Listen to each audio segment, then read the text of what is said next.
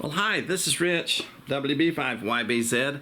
Today I'm going to talk about basically a possible stealth vertical antenna that you might use. Also, I'm going to talk about a possible stealth antenna that's an inverted V. I'm not going to really show anything about doing something like that, but I did do the vertical. And I'm going to also tell you what I have right now using.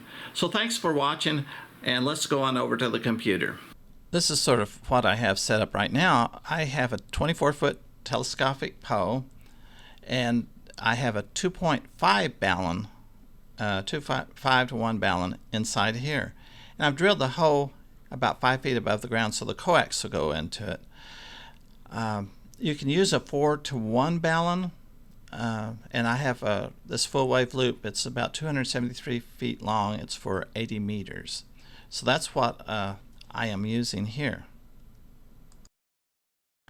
And what if you had a birdhouse with a 1-to-1 balun in, and you ran a wire off each side? Of course, it's on a telescopic pole. Your coax is going up through the telescopic pole, and you could have it for 33 feet would be 40 meters and 15 meters. Or you could have it for 80 meters, which is about 65, 67 feet on each side.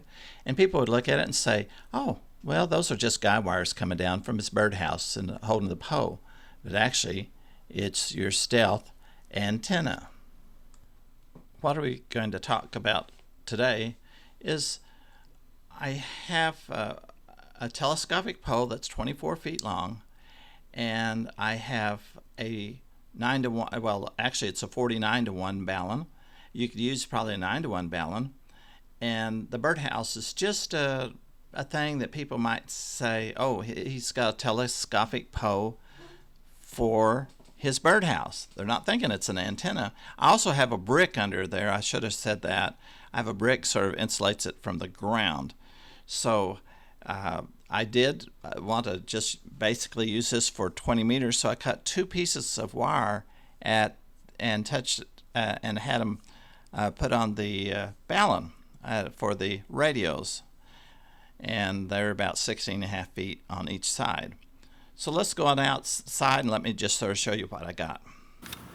Well, just to tell you what I have here is I have my coax going in here on up to my birdhouse up there. It's about 24 feet high.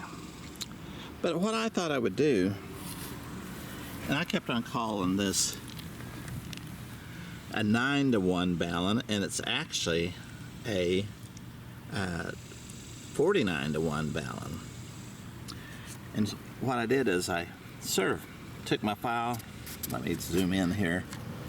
I took my file, sort of tried to buff that up where the screw was. Then I drilled a little hole in there, have about an 8-10 inch wire going to my balun. From here, I have about 16.5 feet for 20 meters, a radio, but instead of putting it on the ground, I put it going up to the fence line. And yes, I'm going to have the fence replaced before too long. And then I had another one. Of course, they say do as many radials as you can up over here, another 16.5 feet. So then I have about 50 or maybe 75 feet of just coax going out this way. 49 to 1 balun. And another thing I was thinking about is what if you just put some coax either here.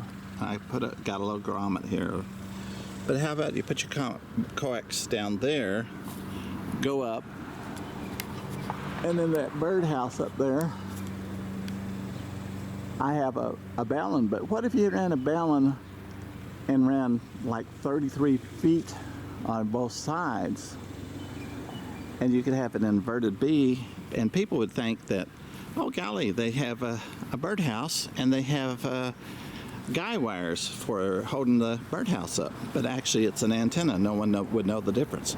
But today we're going to use this vertical, just see how it does.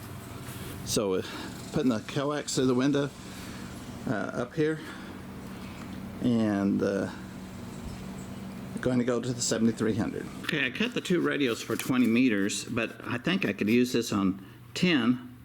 The reactance is way down low, but you can see down the CW portion of the band, it's about 4 to 3, about 4.5, and that looks like 4.4, so you can't beat that. Let's go over to 20 meters now. Okay, the low end of the band is 5.9, 6.0 SWR, and the reactance is way up there. Oh my goodness. Okay, there's 17. Not too bad, not too bad. 3.4. Well, this is close. 21.64, which is out of the band, but it's still close to 450.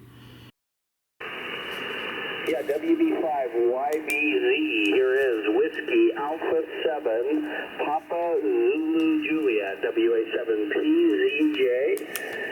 In the state of Utah, Uniform Tango, Utah. Handle here is John, Juliet Oscar Hotel Nancy, John. And I'm running about 10 watts on a Zygu 6100 into a 3-element beam up about 30 feet in the air, pointed your general direction. And anyway, Rich, you're peaking about 5.9 here into the state of Utah. KC9NGW, WB5YBZ. Roger, WB5YBZ. The name over here is Lima India Alpha Mike. I am here in Southern Illinois, running a dipole I built earlier this evening, just really testing it out. You were coming in pretty good, probably about a 5.7, fading a little bit. I think the band is letting go on us. City, and you're sounding really good here. The name is Rich, not poor, but Rich. Over.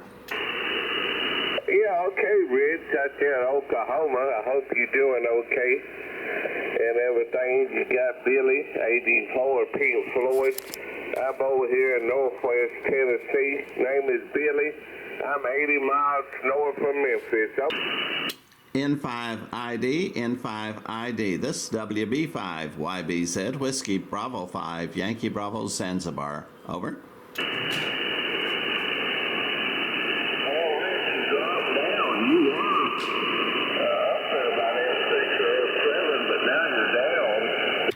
I thought that was a lot of fun, and I didn't even expect it to really load up on 40 meters, but it did.